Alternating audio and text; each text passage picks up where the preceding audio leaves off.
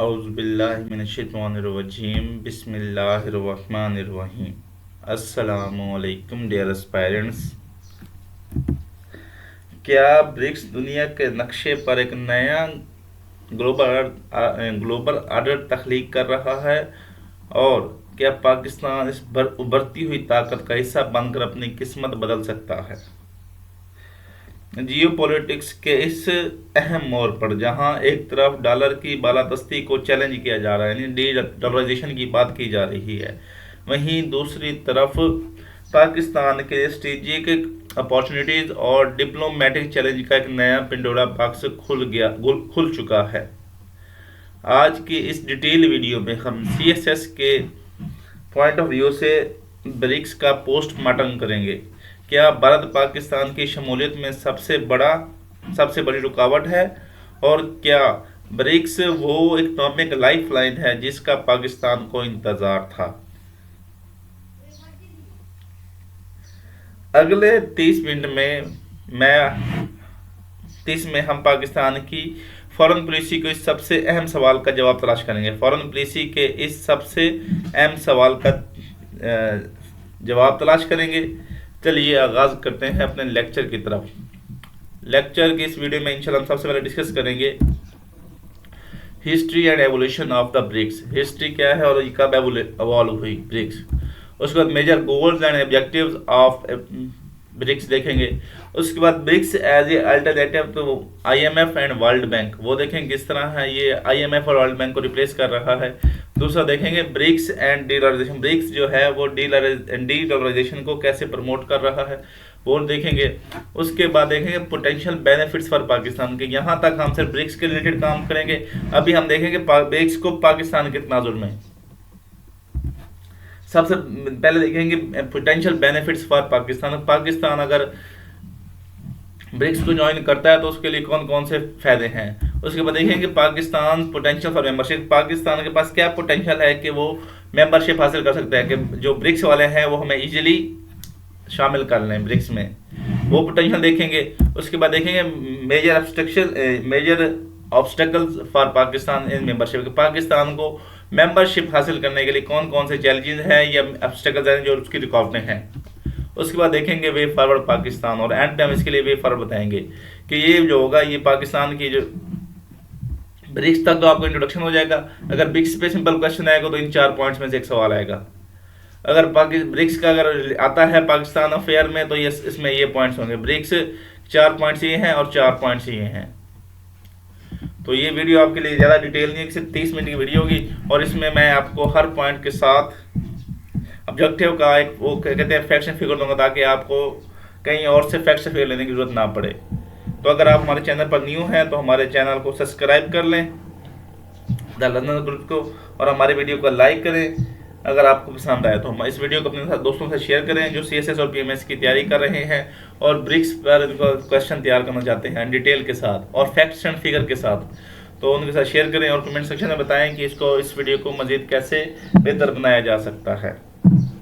तो चलते हैं अपनी history and evolution of the BRICS की तरफ। तो सबसे पहले देखते हैं ओरिजिन एंड फॉर्मेशन।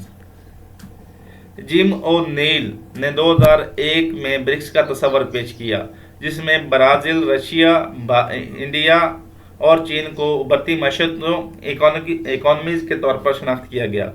2009 में इन ममालिक ने रस्मी तौर पर एक ब्लॉक बनाया ताकि ग्लोबल फाइनेंशियल इंस्टीट्यूशन में रिफॉर्म्स की जाएं और तरक्की पजीर ममालिक की आवाज़ को भी मजबूत किया जाए। इनका मकसद क्या था? एक ब्लॉक बनाया ताकि ग्लोबल फाइनेंशियल इंस्टीट्यूशन में रिफॉर्म्स की जाएं और डेवलपिंग ममालिक की आवाज़ को भी मजबूत किया जाए। और 2010 में जनूबी एशिया की शमूलियत से ब्रिक्स बना। ब्रिक्स यानी साउथ अफ्रीका 2009 में इनका इजलास हुआ, 2010 में साउथ अफ्रीका को ऐड करने से ये ब्रिक्स बन गया। ये होगी फॉर्मेशन। ओरिजिन जिम ओ'नील ने दिया था और फॉर्मेशन ब्रिक्स 2010 में बनी। उसके बाद देखते हैं इंस्टीट्यूशनल एवोल्यूशन। ब्रिक्स ने वक्त के साथ इंस्टीट्यूशनल ग्रोथ की, जिसमें 2015 में न्यू डेवलपमेंट बैंक और कंटिजेंट रिजर्व अरेंजमेंट शामिल हैं। ये इदारे IMF और वर्ल्ड बैंक के मुतबादिल तौर पर सामने आए। ब्रिक्स की खास बात यह है कि इसमें कोई परमानेंट सेक्रेटरीट नहीं है, बल्कि जो है इत्तफाक राय से फैसले किए जाते हैं। यानी इसमें जो है इत्तफाक के राय से फैसले किए जाते हैं। इसमें किसी को वो जिस तरह UN में है नेटो परमानेंट मेंबर्स हैं, इस तरह का कोई सीन नहीं है। उसके बाद है 2023 एक्सपेंशन ब्रिक्स प्लस। 2023 में ब्रिक्स की तोसी एक तारीखी कदम था, जिसमें मिस्र, नोट कर लें, जिसमें मिस्र यानी Egypt, Iran, Saudi Arabia, UAE, Ethiopia और अर्जेंटीना को शामिल किया गया। अमली शमूलियत 2024 से इस तोसी ने ब्रिक्स को ब्रिक्स प्लस में तब्दील कर दिया। इस जो एक्सपेंशन ने क्या किया है, इस एक्सपेंशन ने ब्रिक्स को ब्रिक्स प्लस में तब्दील कर दिया है। इसका मकसद ग्लोबल साउथ की नुमाइंदगी बढ़ाना है और मगरबी जो वेस्टर्न हेजीमनी है उसको चैलेंज करना है। उसके बाद है ग्लोबल इकोनॉमिक वेट। आलमी माशत में ब्रिक्स एक अहम ताकत बन चुका है। ग्लोबल इकॉनमी में ब्रिक्स एक अहम ताकत बन चुका है। यहाँ ये ना सिर्फ आलमी GDP का बड़ा हिस्सा रखता है, बल्कि दुनिया की तकरीबन 40% आबादी की नुमाइंदगी भी करता है, जो आलमी माशरे की ताकत के तवाज़ुन में तब्दीली की अलामत है। जो ग्लोबल इकॉनमी की ताकत के तवाज़ुन में तब्दीली की अलामत है। तो इसमें एक कोड नोट कर लें एंड पे, ब्रिक्स शेयर में reach 50% of global GDP by 2030। BRICS share इनका हिस्सा में reach 50% of global GDP by 2030। तो ये हो गया इसकी हिस्ट्री और एवोल्यूशन ब्रिक्स की, आपको डिटेल में पता चलेगी। अभी हम देखते हैं major goals and objectives of BRICS. जो सबसे पहला जो ब्रिक्स बनने का मकसद था वो था reform international financial institutions like IMF, World Bank to reflect global south interest. BRICS ममालिक ग्लोबल मॉनेटरी फंड जैसे फाइनेंशियल इंस्टीट्यूशन जैसे IMF और वर्ल्ड बैंक में रिफॉर्म्स चाहते हैं ताकि तरक्की पजीर ममालिक की नुमाइंदगी बढ़े। मौजूदा जो सिस्टम है उसमें वेस्टर्न ताकतों के ज़ेरे असर है, जिससे ग्लोबल साउथ के मफादात नज़रअंदाज हो जाते हैं, ग्लोबल साउथ के इंटरेस्ट नज़र हो जाते हैं। ब्रिक्स एक ज़्यादा मुनसिफाना, शफाफ और मतवाज़न आलमी मालियाती निज़ाम के क़याम की कोशिश कर रहा है, यानी रिफॉर्म्स चाहता है। दूसरा है strengthen south south cooperation and solidarity. BRICS का एक अहम मकसद तरक्की पजीर ममालिक के दरमियान ताउन को फ़रोग देना है, जिसे साउथ साउथ कोऑपरेशन कहा जाता है। ये ताउन ट्रेड, टेक्नोलॉजी, एजुकेशन और एनर्जी के शोबों में होता है। इससे मगरब पर हमारा इन्हिसार कम होता है और तरक्की पजीर ममालिक खुद मुख्तियार तरक्की की तरफ बढ़ते हैं। तरक्की पजीर ममालिक खुद मुख्तियार तरक्की की तरफ बढ़ते हैं। ये हो गया दूसरा। तीसरा था promote trade and investment among members. Promote trade and investment among members. BRICS ममालिक आपस में ट्रेड और इन्वेस्टमेंट बढ़ाने पर जोर देते हैं ताकि इकोनॉमिक ग्रोथ को फ़रोग दिया जा सके। इसके लिए टैरिफ में कमी, करेंसी का तामुन यानी आपस में एक लोकल करेंसी में ट्रेड करते हैं और कलेक्टिव प्लानिंग, कलेक्टिव प्रोजेक्ट से शुरू किए जा रहे हैं। इसके ज़रिए क्या किया जा रहा है, टैरिफ में कमी की जा रही है, करेंसी वो कहते हैं लोकल करेंसी इस्तेमाल कर रहे हैं और कलेक्टिव प्रोजेक्ट शुरू किए जा रहे हैं। ये इकदाम ना सिर्फ इकनॉमिक डिपेंडेंस को कम करता है बल्कि जो उसके मेंबर्स ममालिक के दरमियान इकनॉमिक स्टेबिलिटी और तरक्की को भी यकीनी बनाता है। उसके बाद है build alternative like New development Bank. BRICS ने मगरबी इदारों के मुतबादिल के तौर पर न्यू डेवलपमेंट बैंक कायम किया है। जैसे उनकी मगरब के पास IMF है, वर्ल्ड बैंक है, तो उन्होंने क्या किया है, न्यू डेवलपमेंट बैंक बनाया है। जो तरक्की पजीर ममालिक में इंफ्रास्ट्रक्चर और स्टेबल ग्रोथ के मंसूबों को फंड करता है। ये इदारा ज़्यादा फ्लेक्सिबल, लेस शरायत और कम सियासी दबाव के साथ कर्ज फराम करता है। IMF के पास जब भी आप कर्ज लेते हैं तो आपको साथ शरायत देता है, लेकिन जो न्यू डेवलपमेंट बैंक है ये इसके फ्लेक्सिबल कंडीशंस हैं और कम इसके ऊपर लेस पॉलिटिकल प्रेशर है और एक इजीली कर्ज पास कर देता है। तो इसका फैक्ट नोट कर लें, national new development bank has approved over 30 billion in infrastructure projects. Annual report of 2023 के मुताबिक जो 30 बिलियन डॉलर ने इसको प्रोजेक्ट किए हैं, अप्रूव किए हैं। उसको पता है support multipolarity in global governance, support multipolarity in global governance. BRICS एक मल्टीपोलैरिटी सिस्टम की हिमायत करता है जहां ताकत सिर्फ वेस्टर्न ममालिक तक महदूद ना हो बल्कि मुख्तलिफ खित्तों में तकसीम हो। इसका मकसद ग्लोबल पॉलिटिक्स में तवाज़ुन पैदा करना और छोटे ममालिक को भी फैसला साजी में शामिल करना है। इसका मकसद ग्लोबल पॉलिटिक्स में तवाज़ुन कायम करना और छोटे ममालिक को भी फैसला साजी में शामिल करना है। और इसका लास्ट जो ऑब्जेक्टिव है वो है reduce dependence on US dollar in international trade, reduce dependence on US dollar in international trade. BRICS ममालिक ग्लोबल ट्रेड में अमेरिकी डॉलर पर इन्हिसार कम करने के लिए मकामी करेंसियों के इस्तेमाल को फ़रोग दे रहे हैं। इसका मकसद जो फाइनेंशियल इंडिपेंडेंस हासिल करना है, फाइनेंशियल इंडिपेंडेंस हासिल करना और अमेरिकी पाबंदियों के असरात से बचना है। अमेरिकी पाबंदियों के असरात से बचना है। ये इकदाम ग्लोबल फाइनेंशियल सिस्टम में बड़ी तब्दीली ला सकता है। ये इकदाम जो है ब्रिक्स का ग्लोबल फाइनेंशियल सिस्टम में बड़ी तब्दीली ला सकता है और नई करेंसियों के किरदार को मजबूत बना सकता है तो ये हो गए ब्रिक्स के मेन ऑब्जेक्टिव्स। तो अभी हम देख लेते हैं अब ब्रिक्स क्यों, इसका जो अभी हम देखते हैं डिटेल में, जो CSS के पाकिस्तान अफेयर या करंट अफेयर में सवाल पूछ सकता है। इसके अलावा पॉलिटिकल साइंस पार्ट 2 में ये क्वेश्चन आ सकता है। कहता BRICS as a alternative to IMF and World Bank. वो कहता कैसे है, तो देखते हैं कि ब्रिक्स कैसे इसको रिप्लेस कर रहा है IMF और वर्ल्ड बैंक को। सबसे पहला पॉइंट है New development Bank offering development loans in local currencies.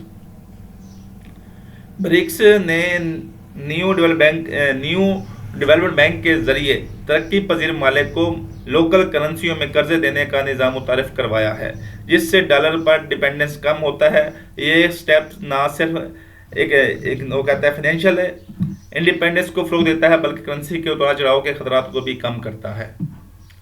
यानी जो IMF पैसे देता है ये उनको प्रोवाइड कर रहा है, लोकल करेंसी में दे रहा है। ये नहीं है कि उनका डॉलर की वजह से डिपेंडेंस भी कम कर रहा है, डॉलर में जो क्रैशेज आते हैं उनको कम कर रहा है। जैसे डॉलर बढ़ जाता है कभी कम हो जाता है तो लोकल करेंसी में दे रहा है लोग, ताकि लोकल करेंसी में ही वापसी लेगा लोन। तो इसका एग्जांपल नोट कर लें, कोड नोट कर लें। National new development Bank finance project in local currency in India and China to reduce exchange risk. उसके बाद है contingent reserve arrangement for crisis liquidity. BRICS का कंटेंजेंट रिजर्व अरेंजमेंट एक financial safety net है जो members ममालिक को अदायगियों के बहरान के दौरान फौरी लिक्विडिटी फराहम करता है।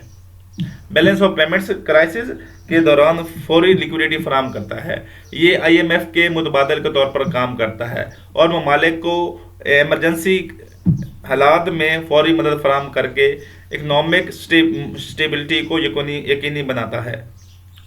जैसे हम आपस में कमेटी डाल के किसी का आ जाए मसला तो हम पैसे देते हैं, इसी तरह कंटीजेंट रिजर्व अरेंजमेंट किया जाए। ये काम पहले IMF करता था लेकिन अब ये ब्रिक्स कर रहा है। इसका फैक्ट नोट कर लें, CR यानी contingent reserve arrangement has a total pool of $100 million of emergency support, has a total pool of 100 billion for emergency support. और हमें 3 बिलियन चाहिए होता है और हम IMF की मिन्नतें कर रहे होते हैं, तो इसलिए ये IMF को चेंज कर रहा है, रिप्लेस कर रहा है, अल्टरनेटिव है। दूसरा है less stringent conditionalities compare to IMF, less stringent conditionalities compare to IMF। BRICS के जो फाइनेंशियल जो इंस्टीट्यूशंस हैं वो IMF के मुकाबले में कम सख्त शराइत के साथ कर्जे फराहम करते हैं। IMF अमूमन सख्त इस्लाहात नाफिज करता है, जैसे अस्ट्री मयर्स ममालिक ज़्यादा लचकदार और तरक्की दोस्त शराइत रखते हैं, सख्त शराइत नाफिज करता है, जबकि ब्रिक्स ममालिक ज़्यादा लचकदार और तरक्की दोस्त शराइत रखते हैं। नंबर तीसरा है, चौथा पॉइंट है south south cooperation for technology transfer. BRICS तरक्की पजीर ममालिक के दरमियान यानी जो डेवलपिंग कंट्रीज के दरमियान टेक्नोलॉजी की मुंतकली को फ़रोग देता है, जिससे इंडस्ट्रियल ग्रोथ और इख्तिराम में इजाफा होता है। ये ताउन ज़राअत, तवानाई, डिजिटल टेक्नोलॉजी और सेहत के शोबों में नुमायाँ है, जो तरक्की पजीर ममालिक को मगरबी टेक्नोलॉजी पर इंसार कम करने में मदद देता है। तो इसकी एग्जांपल नोट कर लें, China Brazil satellite cooperations under BRICS framework. इसके जो आपस में कॉपरेशन कर रहे हैं उसका जो टेक्नोलॉजी ट्रांसफर कर रहे हैं, China Brazil satellite cooperations under BRICS framework. उसके बाद है financing infrastructure without western political conditions. BRICS के जो फाइनेंशियल मॉडल के तहत तरक्याती मंसूबों के लिए फंडिंग वेस्टर्न पॉलिटिकल शराइत के बगैर फराम की जाती है। ब्रिक्स जो मॉडल है, जो न्यू डेवलपमेंट बैंक है, ये कंटीजेंट अरेंजमेंट सेटअप है, ये जो है जो इंफ्रास्ट्रक्चर कर रहा है, इसमें कोई वेस्टर्न पॉलिटिकल कंडीशन नहीं है। इसका मतलब ये है कि ममालिक अपनी खुद मुख्तियारी बरकरार रखते हुए इंफ्रास्ट्रक्चर जैसे सड़कों, एनर्जी और पानी के मंसूबे मुकम्मल कर सकते हैं, जो पायदार तरक्की के लिए ज़रूरी हैं। इसका मतलब ये है कि तरक्की पजीर ममालिक अपनी खुद मुख्तियारी यानी सॉवरेनिटी बरकरार रखते हुए इंफ्रास्ट्रक्चर जैसे रोड्स, एनर्जी और पानी के मंसूबे मुकम्मल कर सकते हैं और पायदार तरक्की के लिए जो पायदार तरक्की के ज़रूरी हैं, इसके ऊपर इनको कोई एक्स्ट्रा मेजर लेने की जरूरत नहीं है। तो इसका एग्जाम्पल नोट कर लें, renewable energy and transport projects funded in South Africa and Brazil without political conditionalities by Neo Development Bank। तो ये हो गया ब्रिक्स किस तरह IMF और वर्ल्ड बैंक का है। तो ये पहले तो लोन प्रोवाइड करा लोकल करेंसीज में, दूसरा इनके पास कंटीजेंट रिजर्व अरेंजमेंट है, उसके बाद इनके पास जो कंडीशनलिटीज वो कम है। सॉफ्ट कॉर्पोरेशन में आपको वेस्ट से लोन लेने की जरूरत नहीं है कि बाद तो जैसे अमेरिका से आप लोन लेते हैं तो वो कहता है कि हमें अड्डे प्रोवाइड करो या हमारे जो ऑब्जेक्टिव है उनको हमारी डू मोर वाली पॉलिसी अपनाओ, ऐसा कोई सीन नहीं है। उसके बाद वो कहता है कि फाइनेंशियल सर्विस जो पॉलिटिकल कंडीशन के साथ कोई शर्तें भी नहीं है।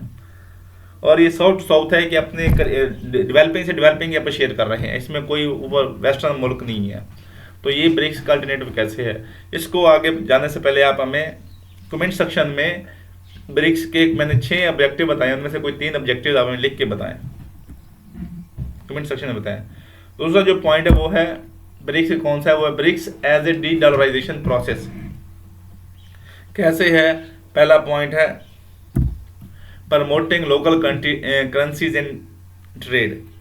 ब्रिक्स ममालिक ग्लोबल ट्रेड में मकामी करेंसियों के इस्तेमाल को फ़रोग दे रहे हैं ताकि अमेरिकी डॉलर पर इन्हिसार कम हो। ये स्टेप्स फाइनेंशियल इंडिपेंडेंस को बढ़ाता है और करेंसी के उतार चढ़ाव के खतरात को भी कम करता है, तो इसका फैक्ट नोट कर लें, over 20% of China Russia trade settle in local currencies. Over 20% of China Russia trade settle in local currencies. और ये कौन कह रहा है, ये र्यूटर्स 2025 की रिपोर्ट है। उसके बाद है BRICS bank lending in non dollar currencies. BRICS bank lending in non dollar currencies. New development bank non dollar करेंसियों में कर्जे फराहम कर रहा है, जिससे डॉलर पर इन्हिसार कम हो रहा है। ये मॉडल तरक्की पजीर ममालिक को जो फॉरेन एक्सचेंज रिजर्व के खतरात से बचाता है। ये मॉडल तरक्की पजीर ममालिक को फॉरेन रिजर्व के खतरात से बचाता है और इन्हें ज़्यादा स्टेबल और पायदार तरक्की के लिए अहम है, ये उनको ज़्यादा स्टेबल बनाता है। तो इसका फैक्ट नोट कर लें।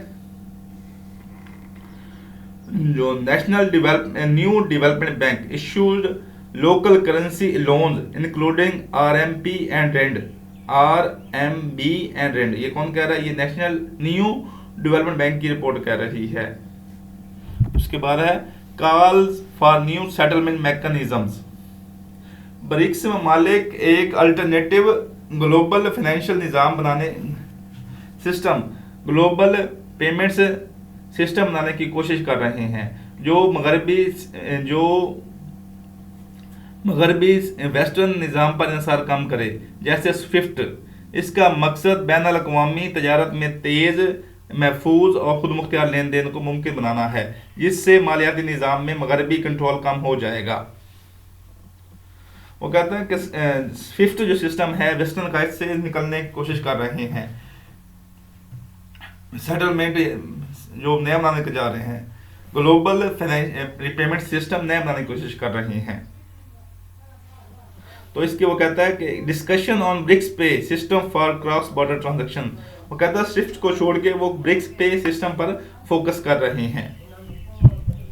Bilateral trade agreements in yuan, ruble and real, BRICS ममालिक बायलैटरल तजारत में अपनी कौमी करेंसियों जैसे युआन, रोबल और रेल का इस्तेमाल बढ़ा रहे हैं। ये मुआहदे डॉलर की बालादस्ती यानी जो हेजमनी को कम करते हैं और मालिक को माशी पाबंदियों के असरात से भी बचाते हैं और मालिक को माशी पाबंदियों के असरात से भी बचाते हैं। तो इसकी इफेक्ट नोट कर लें। Brazil China signed agreement to settle trade in local currencies, Brazil China signed agreement to settle trade in local currencies. और पांचवा पॉइंट कैसे है ये ब्रिक्स को डीलाइजेशन कर रहा है, वो कहता है reducing exposure to US financial sanctions, reducing exposure to US financial sanctions. BRICS ममालिक अमेरिकन फाइनेंशियल सेक्शंस के असरात से बचने के लिए अल्टरनेटिव फाइनेंशियल सिस्टम अपना रहे हैं। डॉलर पर इन्हिसार कम करने से वो अमेरिकी कंट्रोल वाले निज़ाम से आज़ाद हो जाते हैं, जिससे उनकी फॉरेन और इकोनॉमिक पॉलिसियों में खुद मुख्तियारी बढ़ती है। जैसे अभी ईरान पे पाबंदियाँ हैं, रशिया पे पाबंदियाँ हैं, इस तरह अगर वो कहता है कि पाबंदियाँ हैं तो वो पाबंदियाँ कम करने की कोशिश कर रहे हैं और उसकी जो हेजेमनी है उसको भी कम करने की कोशिश कर रहे हैं। तो इसकी बेहतरीन एग्जाम्पल जो है वो है Russia shifted to non dollar trade after western sanction 2020। जब रशिया ने यूक्रेन पर अटैक किया था तो वेस्टर्न ने उस पर सेक्शन लगाई थी, तो उसने रशिया ने क्या किया, Russia shifted to non dollar trade after western sections 2022।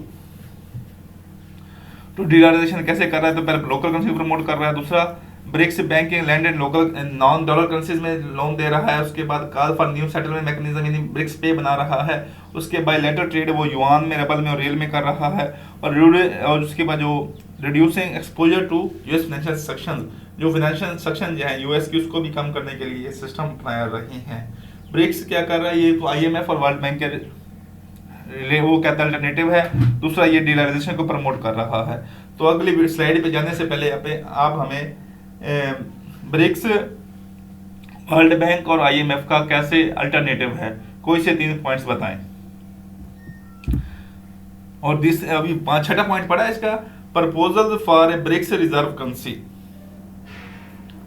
Proposal for a BRICS reserve currency. BRICS मालिक एक कलेक्टिव रिजर्व करेंसी के क्याम पर गौर कर रहे हैं जो ग्लोबल ट्रेड में डॉलर का मुतबाल अल्टरनेटिव बन सकता है। ये करेंसी जो मुमकिन तौर पर सोने या करेंसी बास्केट पर बनी होगी, जिससे आलमी मालियाती सिस्टम में एक बड़ी तब्दीली आ सकती है। प्रपोजल फॉर, इसका फैक्ट नोट कर लें, proposal for a common BRICS currency discussed at 2023 summit, proposal for a common BRICS currency discussed at 2023 summit. ये हो गया। अभी हम देखते हैं potential benefits of BRICS membership for Pakistan. अगर पाकिस्तान ब्रिक्स की मेंबरशिप ले लेता है तो इससे पाकिस्तान को कौन कौन से फायदे होते हैं। ठीक है। तो सबसे पहला जो पाकिस्तान को फायदा होगा वो है access to new development fundings. अगर पाकिस्तान ब्रिक्स का में शामिल होता है तो उसे न्यू डेवलपमेंट बैंक तरक्याती मंसूबों के लिए आसान शराइत पर कर्जे मिल सकते हैं। आइए मतलब जो कर्जे या वर्ल्ड बैंक लेते हैं उनके साथ जो पाबंदियाँ होती हैं उससे हमें रिलैक्स मिलेगा। ये फंडिंग इंफ्रास्ट्रक्चर, एनर्जी और इंडस्ट्रियल ग्रोथ के लिए अहम होगी। ठीक हो गया।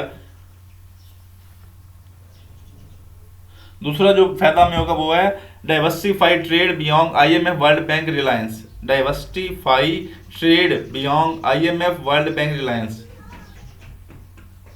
पाकिस्तान को अपनी ब्रिक्स में शमूलियत तजारती हिकमत अमली को मतनू बनाने का मौका दे सकती है, यानी डाइवर्सिफाई बनाने का मौका देगी, जिसमें मगरबी मालियाती इदारे जैसे आईएमएफ, वर्ल्ड बैंक पर इन्हसार कम होगा।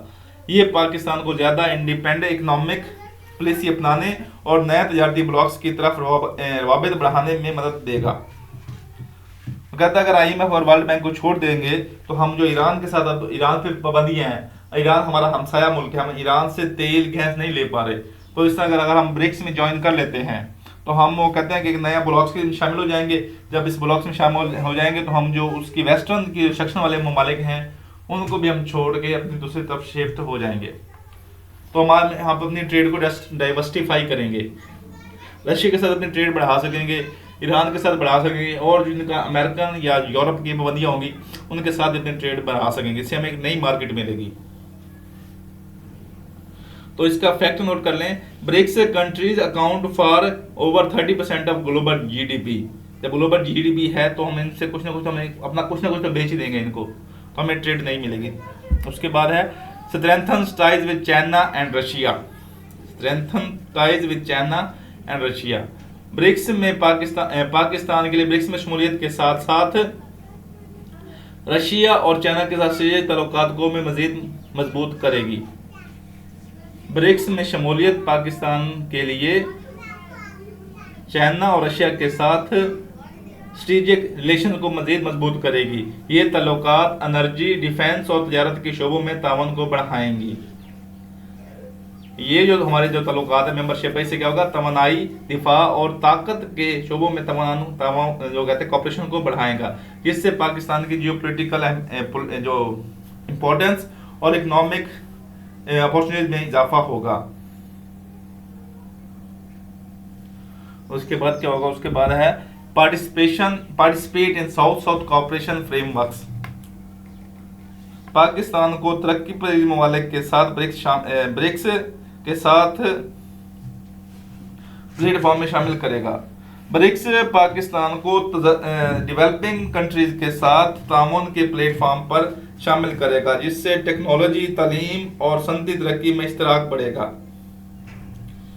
कहता है जब ब्रिक्स में हम शामिल हो जाएंगे तो इसमें जो ब्रिक्स में का फोकस क्या है, साउथ साउथ की टेक्नोलॉजी ट्रांसफर करनी है, एजुकेशन पे फोकस करना है और इंडस्ट्री ग्रोथ पे को इश्तराक बढ़ेगा। तो पाकिस्तान का इससे इंडेक्ट बढ़ेगा, जिसे साउथ साउथ कॉपरेशन कहते हैं। इससे हमारा वेस्ट पर जो है वो इन्हिसार कम होगा। तो इसका फैक्ट नोट कर लें, south south trade accounts for approximately 25% of global trade. South south trade accounts for approximately 25% of global trade. उसके बाद है boost diplomatic profile in global south. Boost diplomatic profile in global south. BRICS में शमूलियत पाकिस्तान की diplomatic जो कहते हैं profile को ग्लोबल साउथ में मजबूत करेगा। ये प्लेटफॉर्म पाकिस्तान को ग्लोबल इश्यूज पर अपनी आवाज़ बुलंद करने और तरक्की पजीर ममालिक के मफादात की नुमाइंदगी करने का मौका फराहम करेगा, जिससे उसकी ग्लोबल इंपॉर्टेंस में इजाफा होगा। तो इसके कोट नोट कर लें, BRICS expansion reflects the rise of global south. BRICS expansion reflects the rise of global south. और ये कौन कह रहा है, ये ग्लोबल टाइम्स 2023 की रिपोर्ट है। उसके बाद है support for dollarization to manage external डेब्ट। Support for dollarization to manage external डेब्ट। ब्रिक्स के डी डॉलराइजेशन इकदाम पाकिस्तान को बैरूनी कर्जों के दबाव को कम करने में मदद दे सकते हैं। ब्रिक्स के डी डॉलराइजेशन स्टेप्स पाकिस्तान को जो उसका एक्सटर्नल डेप्ट के दबाव को कम करने में मदद दे सकते हैं। लोकल करेंसीज में तजारत और मालियाती लेन देन से ज़र मुआवजा में ज़खायर पर दबाव कम होगा। जब हम लोकल करेंसी में अपने रुपये में करेंगे तो हमारे पास जो वो क्या कहते हैं डॉलर के लिए कर्जे के लिए पैसे में मज़ीद लेने की जरूरत नहीं पड़ेगी, तो जिससे हमारा फॉरेन रिजर्व पर जो क्या कहते हैं बैलेंस ऑफ क्राइसिस का इशू कम होगा। पाकिस्तान को फाइनेंशियल स्टेबिलिटी हासिल होगी जो इसकी मैशत के लिए बहुत ज़रूरी है। तो ये हो गया हमारा पोटेंशियल बेनिफिट्स फॉर पाकिस्तान। अभी हम देखते हैं कि पाकिस्तान के इसको फायदे तो होंगे, लेकिन पाकिस्तान मेंबरशिप कैसे हासिल सकता है, उसके लिए क्या पोटेंशियल है पाकिस्तान के लिए। पाकिस्तान क्या क्या दिखाएगा कि वो उसको मेंबरशिप में हासिल करें। इंडिया के पास अपनी लेटेस्ट आईटी है, चाइना के पास अपनी इंडस्ट्री है, रशिया के पास अपने रिजर्व वो लेटेस्ट वेपन डिफेंस है, इस तरह के है। साउथ अफ्रीका के पास भी एक साउथ रीजन है, उसके बाद ब्राज़ील के पास भी वो डेवलपिंग इकॉनमी है, उसके बाद उसकी ज़राअत बेहतरीन है। तो पाकिस्तान के पास ऐसा क्या है कि वो पाकिस्तान को ब्रिक्स के लिए ज्वाइन कर लेगा। तो सबसे पहला जो पॉइंट है वो है strong strategic ties with China, CPEC. China के साथ पाकिस्तान के मजबूत तल्लुकात लाइक स्पेशली स्ट्रेटेजिक सीपैक जैसे के लिए एक अहम ब्रिक्स उम्मीदवार है के लिए उसे बनाते हैं। सीपैक मंसूबा ना सिर्फ इकोनॉमिक ग्रोथ बल्कि रीजनल कनेक्टिविटी को भी फरोग देता है। चीन के साथ करीबी तल्लुकात के अंदर मौसर किरदार अदा करके चीन जो है अपने करीबी तल्लुकात को इस्तेमाल कर पाकिस्तान को सीपैक का ब्रिक्स के मेंबर बनाने के लिए मौका फराहम करता है। दूसरा है large market 240+ million people. Pakistan की 240 मिलियन से ज़्यादा आबादी एक बड़ी जो है कंज्यूमर मंडी फराहम करती है जो सरमायाकारी और तजारत के लिए नहायत ब्रिक्स वाले के लिए नहायत पुरकशिश है। ये मार्केट नई एक्सपोर्ट्स मंडियां और इकोनॉमिक इंडस्ट्रियल कोऑपरेशन के मौके पैदा करती है जिससे पाकिस्तान इलाकाई रीजनल इकोनॉमिक हब बन सकता है। दूसरा पॉइंट है कि ब्रिक्स जो मेंबर्स हैं अगर वो कुछ प्रोड्यूस कर रहे हैं तो उनके लिए 240+ मिलियन लोग जो है कंज्यूमर पर ऐड हो जाते हैं, तो इसलिए भी वो लोग हमें शामिल करने के लिए पोटेंशियल है पाकिस्तान के पास। उसके बाद की geographic location for connectivity. Pakistan की जियोग्राफिक लोकेशन उसे जो कहते हैं साउथ एशिया, सेंट्रल एशिया और मिडल ईस्ट के दरमियान एक पुल बनाती है। गवादर पोर्ट और सी पैक के जरिए ये रीजनल ट्रेड और तवानाई के रास्तों का मरकज बन सकता है जो उसे स्ट्रेटेजिक अहमियत देता है, जो ब्रिक्स के लिए उसे स्ट्रेटेजिक अहमियत देता है। तो ब्रिक्स हमें इजीली शामिल कर सकते हैं अगर हम अप्लाई करें तो। नंबर 4 है natural resources and agriculture potential.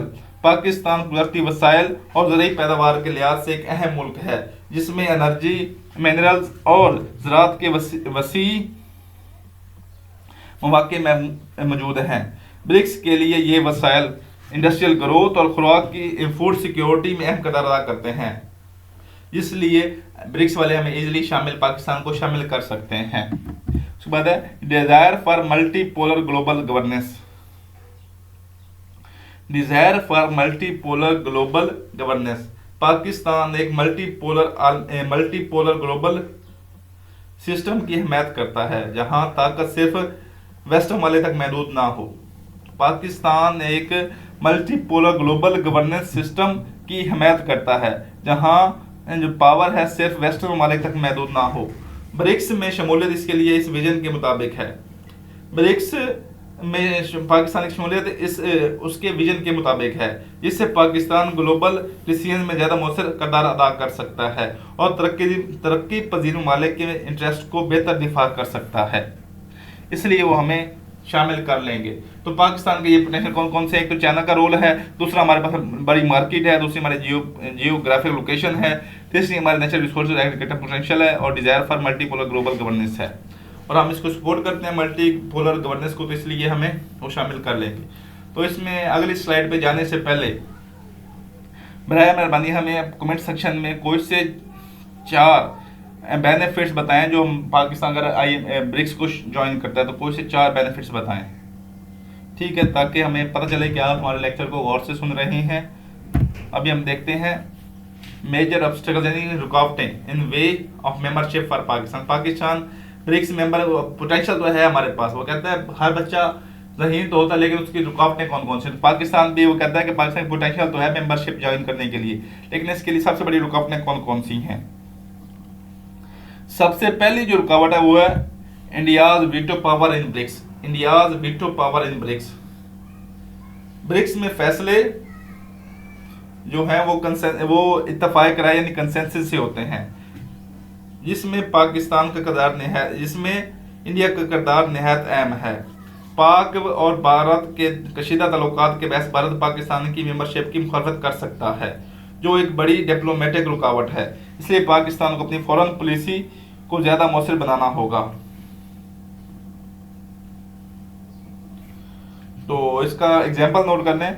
India has previously opposed Pakistan entry into NSG. NSG है न्यूक्लियर सप्लायर ग्रुप्स कि इंडिया पहले भी हमारे साथ क्या कर, इंडिया हैज प्रीवियसली पहले भी opposed Pakistan entry into nuclear supplier groups में हमारी जो एंट्री को वो रोक चुका है, तो अभी इसमें भी ये रोक सकता है क्योंकि इसके पास वीटो पावर है ब्रिक्स में। दूसरा पॉइंट है on going political tensions, on going geopolitical tensions, Kashmir issue. Pakistan और भारत के दरमियान कश्मीर का तनाज़ा एक अहम रुकावट है। ये मसला ना सिर्फ दो तरफा ताल्लुकात को मुतासिर करता है बल्कि रीजनल कोऑपरेशन को भी महदूद करता है। जैसा भी हमने पिछले हफ्ते सार्क का लेक्चर देखा था, सार्क में सार्क क्यों डॉर्मेंट हुई पड़ी है कि इंडिया और पाकिस्तान के ताल्लुकात की वजह से। ब्रिक्स जैसे प्लेटफॉर्म में इस किस्म की कशीदगी रुकनीत के इम्कान को कमज़ोर कर सकती है। ब्रिक्स जैसे प्लेटफॉर्म में इस किस्म की कशीदगी यानी जो इनका जो टेंशन हैं पाकिस्तानी मेंबरशिप के इम्कान को कमज़ोर कर सकती है। उसके बाद नंबर 3 है economic instability and IMF dependency. Pakistan की इकोनॉमिक इंस्टेबिलिटी और IMF पर डिपेंडेंसी ब्रिक्स की मेंबरशिप के लिए एक चैलेंज है। पाकिस्तान मुसलसल बेल आउट पैकेज लेता है, करेंसी क्राइसिस में चल जाता है और कर्जों का दबाव पाकिस्तान की इकोनॉमिक इंडिपेंडेंस सोवरेनिटी को महदूद करता है, जबकि ब्रिक्स ऐसे मालिक को तरजीह देता है जो माशी तौर पर मुस्तकिम हो। और क्या कहता है कि पाकिस्तान की माशी पॉलिटिकल इंस्टेबिलिटी और IMF पर बार बार उसका इन्हिसार ब्रिक्स की मेंबरशिप पर चैलेंज है। पाकिस्तान मुसलसल बेल आउट पैकेज लेता है IMF से, इसको बैलेंस ऑफ पेमेंट क्राइसिस होता है और कर्जों का पाकिस्तान पर दबाव पाकिस्तान की इक्तिसादी खुदमुख्तारी को महदूद करता है, यानी उसकी जो इकोनॉमिक या फाइनेंशियल इंडिपेंडेंस है वो महदूद है, जबकि ब्रिक्स ऐसे मालिक को तरजीह देता है जो फाइनेंशियली स्टेबल हों। उसके बाद नंबर 4 पॉइंट जो है वो है weak governance and fiscal health. Weak governance and fiscal health. Pakistan में वीक गवर्नेंस टैक्स निज़ाम की नाकामी और जो फिस्कल डेफिसिट ब्रिक्स में शमूलियत के लिए बड़ी रुकावट है। पाकिस्तान की weak governance, over tax system और फिस्कल डेफिसिट ब्रिक्स की मेंबरशिप के लिए बड़ी रुकावट है।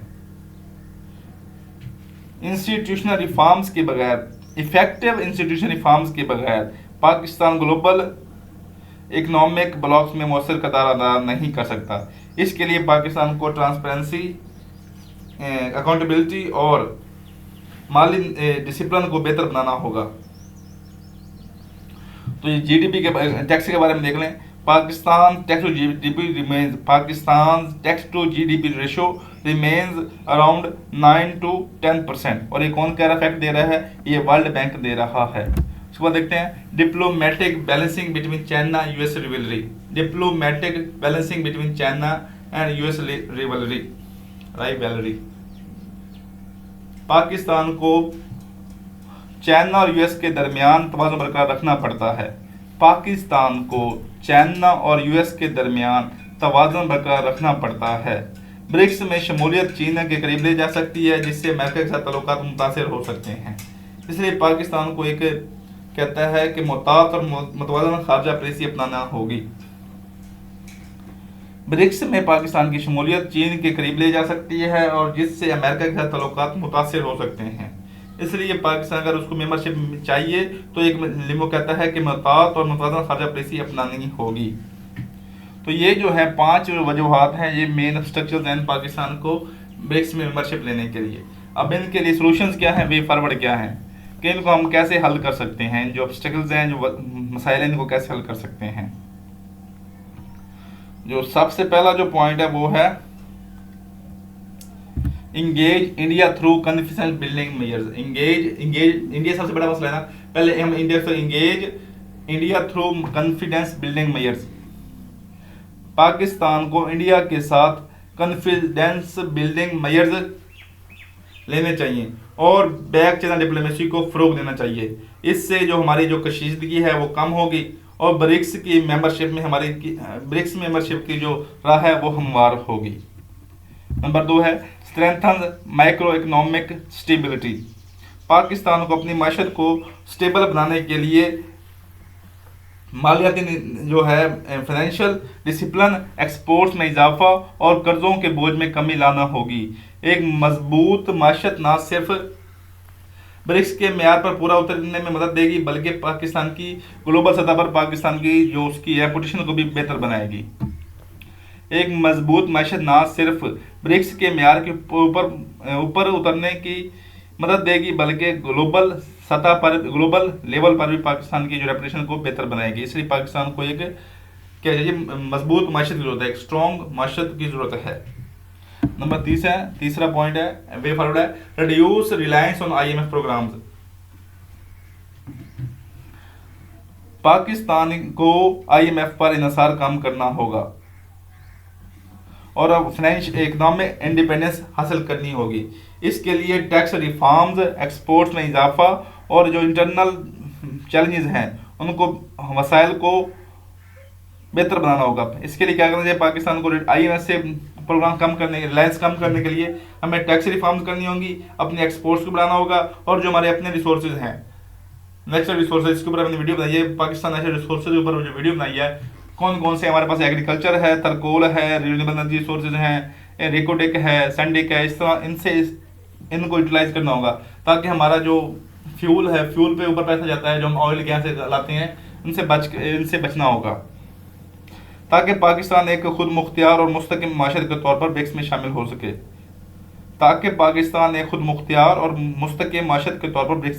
सके।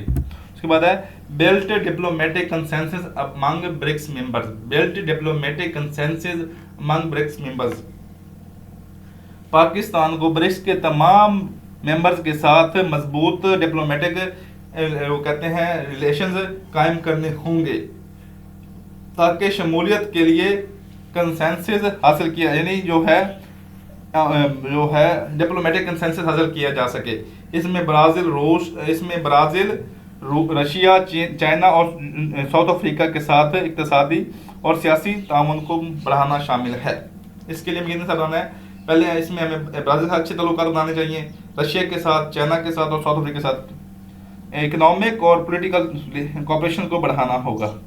उसके बाद है leverage China support strategically. Pakistan को चाइना के साथ अपने करीबी ताल्लुकात को स्ट्रेटेजिकली ब्रिक्स में शामिल होने के लिए इस्तेमाल करना चाहिए। पाकिस्तान को चाइना के साथ अपने स्ट्रेटेजिकली ताल्लुकात को स्ट्रेटेजिकली इस्तेमाल करके ब्रिक्स में शामिल करना चाहिए ताकि शमूलियत के लिए हिमायत हासिल की जा सके। ताहम इसे ये भी यकीनी बनाना होगा कि इसके पॉलिसी मतवाज़िन है ताकि दीगर ममालिक में चाइना को उसके चाहिए कि अपनी पॉलिसी को मतवाज़िन रखे ताकि दीगर ममालिक में इसके खतरात वो नुकसान ना हो। नंबर 6 पॉइंट है diversify foreign policy beyond China US binary. जो भी पीछे एक मसला था ना, इसको क्या करना चाहिए, diversify foreign policy beyond China US binary. Pakistan को अपनी फॉरेन पॉलिसी को सिर्फ चाइना और US तक महदूद रखने की बजाय दीगर ममालिक के साथ भी ताल्लुकात को डाइवर्सिफाई करना चाहिए। इससे पाकिस्तान जो ग्लोबल लेवल पर ज़्यादा खुद मुख्तियार और मुतवाज़न किरदार अदा कर सकेगा।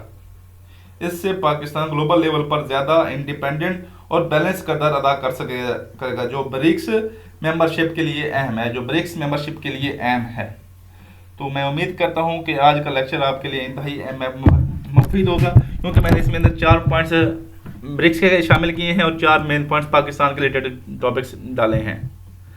तो उम्मीद करता हूँ कि आपको वीडियो पसंद आई होगी। पसंद आई इसको लाइक करें, अपने दोस्तों के साथ शेयर करें और कमेंट सेक्शन में बताएं कि आपको कौन से पॉइंट समझ नहीं आए और कौन से नए टॉपिक का वीडियो चाहते हैं।